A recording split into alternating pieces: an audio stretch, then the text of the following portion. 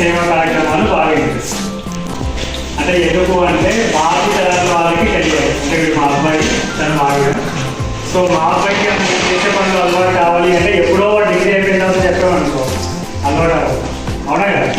So చిన్నప్పటి నుంచి మేము ఏదో చేస్తున్న మంచి పనులను వాళ్ళలో తీసుకుంటే ఫ్యూచర్లో వాడు కూడా చేస్తాడు చిన్న ఉద్దేశంతో మేము కొన్ని కార్యక్రమాలు చేపడుతున్నాం. సో మా గ్రూప్ వచ్చేసి Swami Vivekananda helping action group వస్తుంది. అది అటువంటి అడుగు చేసేయండి, పర్లేదు, అప్పుడప్పుడు కలుస్తూ ఉంటుంది. సో 10th చదువుతున్న వాళ్ళకి, 10th అయిపోయిన వాళ్ళకి అసలు 10th అంటే ఏంటి అని ఏమైనా అర్థమైంది? ఇప్పుడు వెళ్ళామని చెప్పారు, ఇప్పుడు ఎదట్లేదు. క్వశ్చన్లు అడిగితే కష్టం. టీచర్లు ఫేస్ చేస్తున్న పెద్ద ప్రాబ్లం ఇదే. ఎవరైనా ఏదైనా క్వశ్చన్స్ అడిగామనుకో ఆన్సర్ చెప్పండి.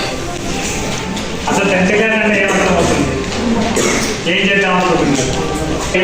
10th తర్వాత మెయిన్ ఇంటర్మీడియట్ డిగ్రీకి వెళ్ళడానికి మెయిన్ 10th క్లాస్ చాలా బేస్ సబ్జెక్ట్. అంటే మీరు ఈవెన్ మీరు నమ్ముతారో మీరు నమ్మరు కానీ ఇప్పుడు నా దగ్గర బీటెక్ చేసిన వాళ్ళు, ఎంటెక్ చేసిన వాళ్ళు, డిగ్రీ చేసిన వాళ్ళు ఇంటర్వ్యూస్కి వస్తున్నారు. ఆల్మోస్ట్ 150 మెంబర్స్ అవుతున్నారు డైరెక్ట్ సుధీర్ ఫౌండేషన్ హాస్టల్లో, అవునా కదా? ఇది కూడా కాదా? 150 లేదంటారు.